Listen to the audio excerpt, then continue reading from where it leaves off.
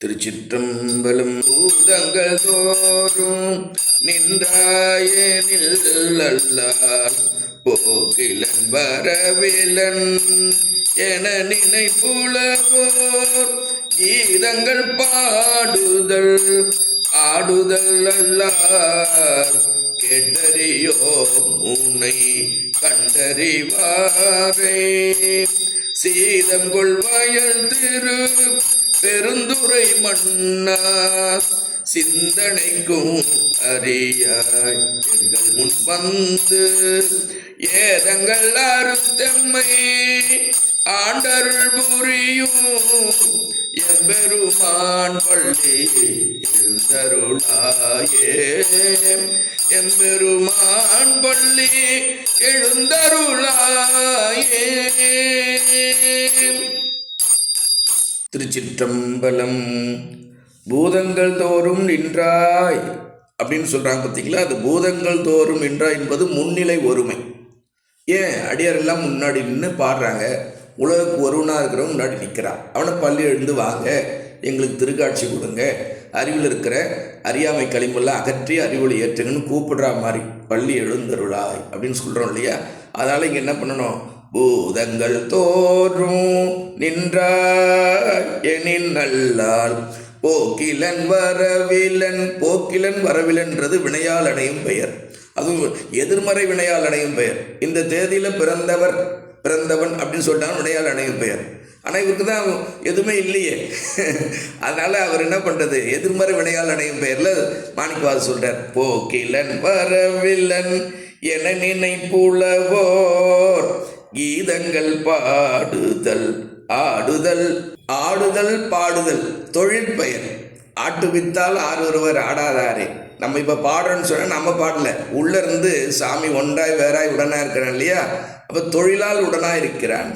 அதனால் இப்போ உள்ளேருந்து இறைவன் பேசிக்கொண்டு இருக்கின்றான், என்னுடைய நான் ஆசைகிறது. அதனால் இதுக்கு தொழிற்பெயர். ஆடுதல் பாடுதல் தொழிற்பெயர். கண்டறிவார் அப்படின்னு வந்ததுன்னா வினையால் அணையும் பெயர். கீதங்கள் பாடுதல் ஆடுதல் எல்லாம் கேட்டறியோம் உன்னை கண்டறிவார்னா, கேட்டறியோம் என்பது எதிர்மறை வினைமுற்று. கேட்டு அறிந்தோம் என்றால் வினைமுற்று. கேட்டு அறிந்து கொண்டோன்னு வந்துடும். இங்கே என்ன சொல்கிறாரு?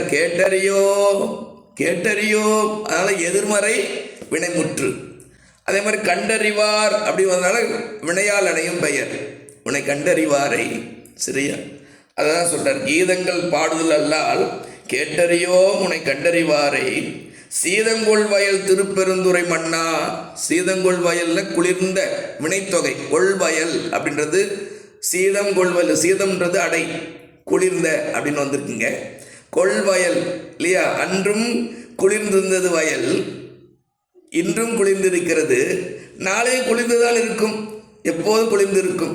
அதனால் இது வினைத்தொகையாக கொண்டு குளிர்ந்த சீதங்கொள் வயல் திருப்பெருந்துரை மணியே. அது குளிர்ந்து இருக்குன்னு அங்கே சொல்கிறாருன்னா, அங்கே யாரெல்லாம் சென்று வழிபடுவார்களோ அவங்க மனசெல்லாம் குளிரும். உள்ளம் குளிர்ந்தா இல்லையா வாழ்க்கையும் குளிர போகுது. வாழ்க்கை நன்றாக இருந்தாலும் உள்ளமே குளிரும்.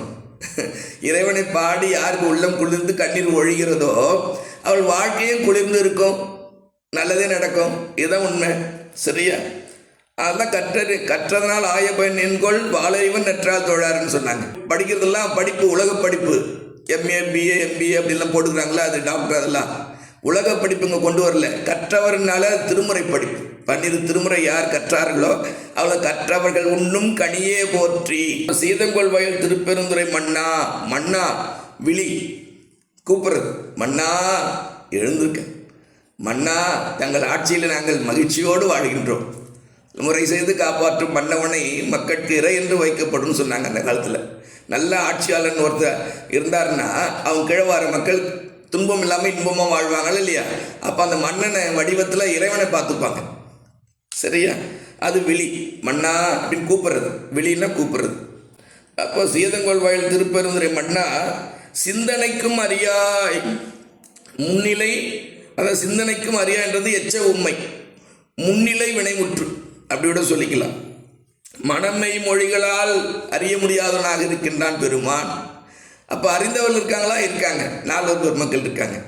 சரியா? அறிவு கண் திறந்து கொண்டு அறிவு கண்ணாலே அறிவனை அறிந்தவர்கள் அப்படின்னு பொருள் வந்துடும். அப்போ முன் வந்து முன்னிலை சாமி முன்னிலை தான் இருக்காரு, அதனால் முன்னிலை அது இலக்கணம். எழுந்தருளாய் முன்னிலை ஒருமை வினைமுற்று. எழுந்தருளாய் தான் அது பொருள், அது இசைக்காக ஏகாரம் போட்டிருக்காங்க. அப்போ எழுந்தருளாய் முன்னிலை ஒருமை வினைமுற்று என்று நாம் பொருள் கொள்ள வேண்டும். அப்போ பூதங்கள் தோறும் நின்றாயனின் அல்லால் போக்கிலன் வரவில்லை நினைப்புலவோர் கீதங்கள் பாடுதல் ஆடுதல் அல்லால் கேட்டறியோ உன்னை கண்டறிவாரை. உன்னை கண்டு அறிந்தவர்கள் நால்வர் பெருமக்கள். திருவாசகத்தை இப்போ மாணிக்கவாசர் பாடின்னு இருக்கார். அந்த சிந்தனையில் நாம இப்போ அந்த பொருள் பார்க்குறோம், அதை மறந்துடாதீங்க. அப்போ அவர்களை எல்லாம் கண்டு அறிந்தவர்கள், கண்ணால் கண்டவர்கள். புவனியில் சேவடி தீண்டினன் காண்க சிவனனை யானும் தேரினன் காண்கன்னு சொல்றாங்க இல்லையா, அந்த மாதிரி கண்ணால் அறிந்தவர்கள். ஆனால் அவர்கள் பாடல்களை நாங்கள்லாம் பாடிக்கொண்டிருக்கின்றோம். எங்களுக்கு இன்னும் அந்த இது கிடைக்கலையே, காணவில்லையே, கேட்கவில்லையே, அனுபவம் கூடவில்லையே என்ற பொருளே இந்த அடியை பார்க்க வேண்டும் அப்படின்னு சொல்லி சீதம் கொள்வாயல் திருப்பெருந்துறை மன்னா சிந்தனைக்கும் அறியாய். அந்த சிந்தனைக்கும் அறியாய் தான் எச்ச உண்மை சொன்னேன். மனமை மொழிகளால் அறிய மாட்டாதவன் சிந்தனைக்கும் அறியாய் முன்னிலை வினைமுற்று. சரியா? முன் வந்து முன்னிலை, எழுந்தருளாய் முன்னிலை ஒருமை வினைமுற்று. இதெல்லாம் ஞாபகம் வச்சுக்கணும். சிந்தனைக்கும் அறியாய் எங்கள் சிந்திப்பறியன சிந்திப்பவர்க்கு செந்தேன் முந்தி பொழிவனன்னுவார். அதனால் அப்படி தேவாரத்தில் வரும். எங்கள் முன் வந்து ஏதங்கள் அறுத்து எங்களுடைய குற்றங்கள் எல்லாம் நீக்கி அறுத்து எம்மை ஆண்டு அருள் புரிவாய் பெருமானே, எம் பெருமானே, எம் தலைவனே எழுந்தருளாயே அப்படின்னு சொல்லி இந்த பாடல் அழகாக சொல்கிறாருங்க. திருச்சிற்றம்பலம். எவ்வளோ ஒரு பாட்டுக்கே எவ்வளோ இலக்கண குறிப்பு கிடைக்குது, எவ்வளோ இன்பமாக இருக்குது பாருங்கள். திருச்சிற்றம்.